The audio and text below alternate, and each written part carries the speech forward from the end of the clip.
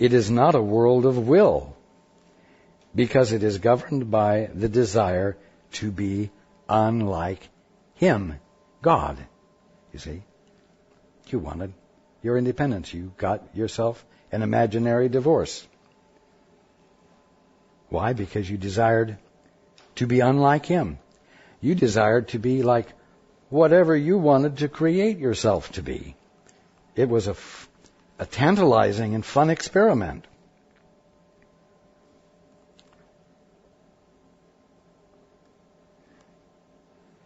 It is not a world of will, because it is governed by the desire to be unlike Him, and this desire is not will. This is very important.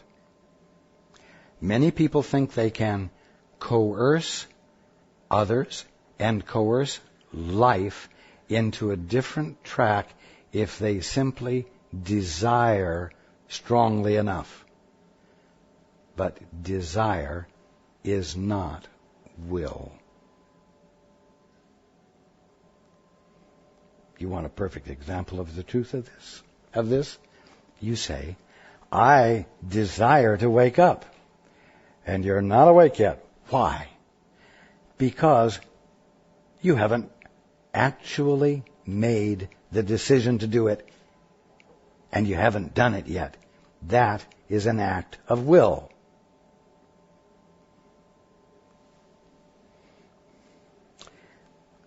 The world you made is therefore totally chaotic, governed by arbitrary and senseless laws, in quotes, and without meaning of any kind. For it was made out of what you do not want, projected from your mind because you were afraid of it. Yet, this world is only in the mind of its maker, along with his real salvation. It's all mind. And I've been saying this for a long time. And it will keep coming up until it finally clicks with you that everything you're experiencing is an experience of mind.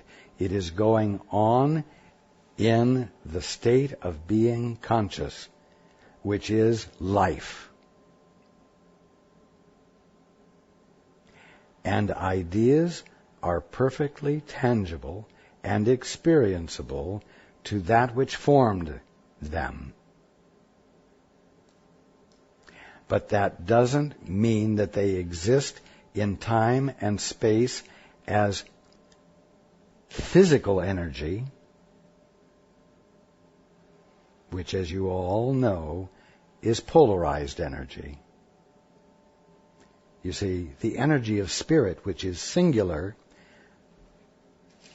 is caused to be experienced as polarized energy called matter when you dissociate yourself from all of creation and find it to be different from you and you different from it, and therefore not necessarily in harmony with each other, even though really, with a capital R, all of creation is necessarily in harmony with every other aspect of creation.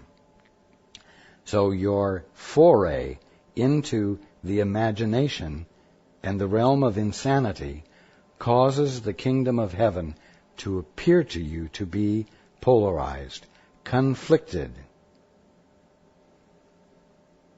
all because of one thing. You have devoted your attention poorly.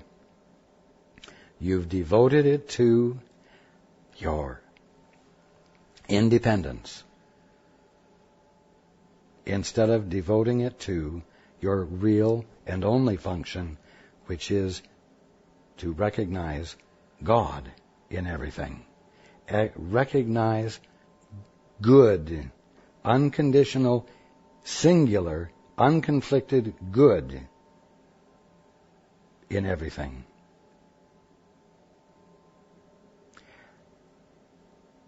Oh yeah.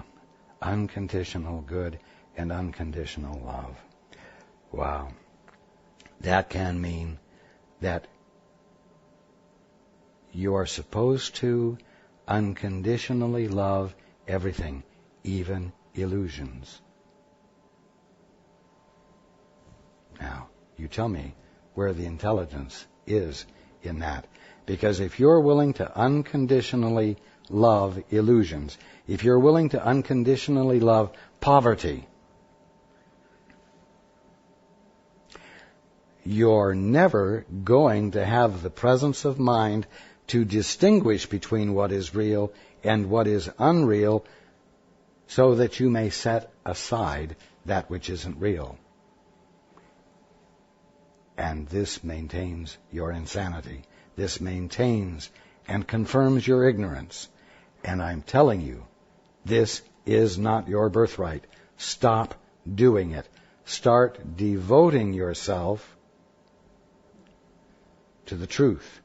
Start devoting yourself to the willingness to, at any moment you think of it during the day, looking to find God right there, no matter what you're looking at.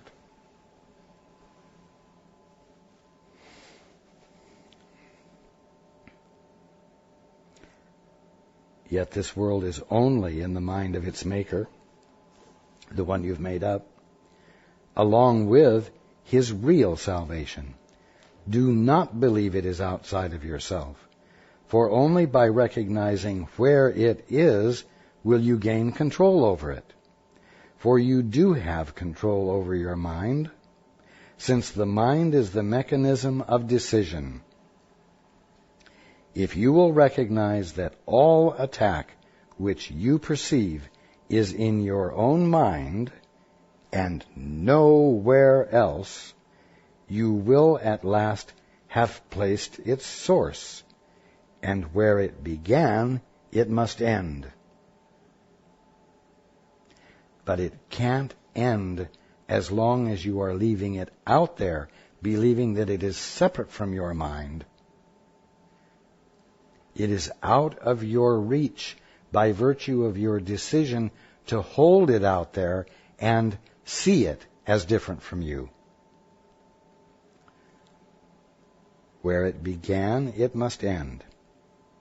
For in this same place also lies what? Salvation. Your peace. Your capacity to recognize truth. Your birthright to be experiencing truth, not as a head trip, but as actual experience. The altar of God, where Christ abideth, is there.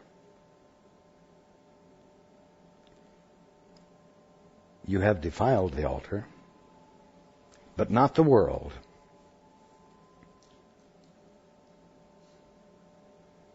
You see, the kingdom of heaven, reality, creation, has not been affected by your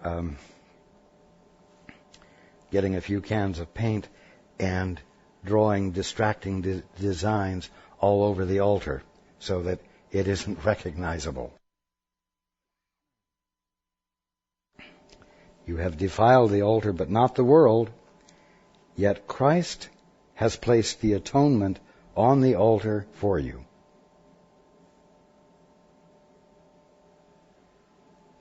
Bring your perceptions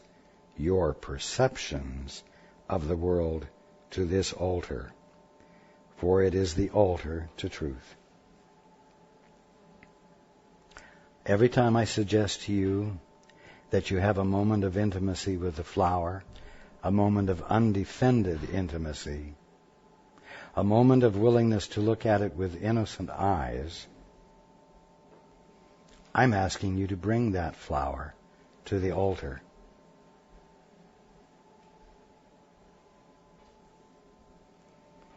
Bring your perceptions of the world to this altar, for it is the altar to truth. There you will see your vision changed. And there you will learn to see truly, meaning without distortion, without the interference of your wanting to see what you've made up, right where what really exists is sitting, inviting you to recognize what it truly is. From this place, where God and His Son dwell in peace, and where you are welcome, you will look out in peace and behold the world truly. Yet, to find the place, you must relinquish your investment in the world, what? As you have projected it. Allowing the Holy Spirit to project the real world to you from the altar of God, from your undefilable, unchangeable sanity that is right there, the place of excellence in the middle of you.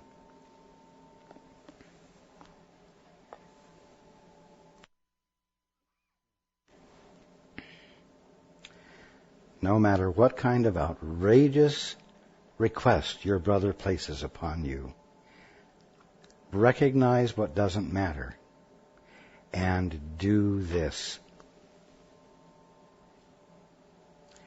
To find the place, you must relinquish your investment in the world as you have projected it, or the world as your brother is projecting it to you, allowing the Holy Spirit to project the real world to you from the altar of God.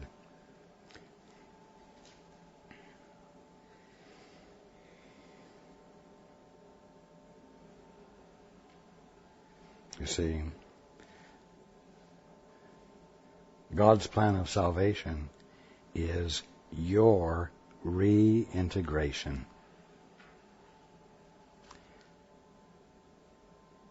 So that no part of your mind is split off. So that no false sense of conflict can find any abiding place.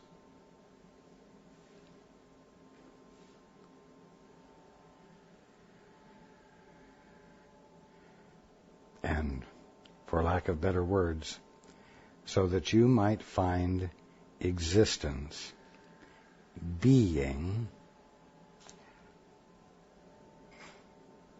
joyful, peaceful, full of life. And I'm going to say stimulating life, but not stimulation arising out of conflict.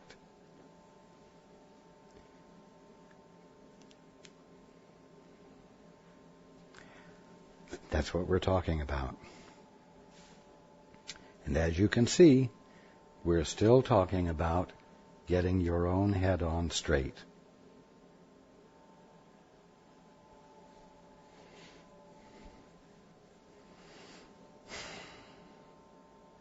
I love you all. And you are getting it. Whether you're getting it fully or not, you are getting it.